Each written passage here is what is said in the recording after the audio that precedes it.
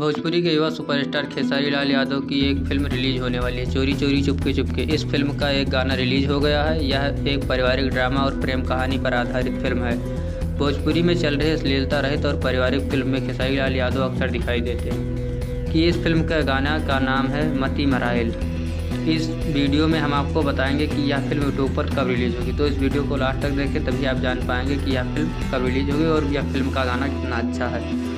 नमस्कार, आदाब, मैं हूं मनीष मिश्रा। भोजपुरी के युवा सुपरस्टार खेसारी लाल यादव की फिल्म का गाना बहुत ही अच्छा है। भोजपुरी में चल रहे अश्लीलता रहित का यह गाना काफ़ी तेज़ी से वायरल हो रहा है। इस गाने के गायक हैं खेसारी लाल यादव, प्रियंका सिंह और म्यूजिक दिया है रजनीश मिश्रा। इस गाने को एंटरटेन रंगीला भोजपुरी यूट्यूब चैनल पर रिलीज हुआ है। आशा है कि दर्शक इस फिल्म और गाने को अपना प्यार देंगे।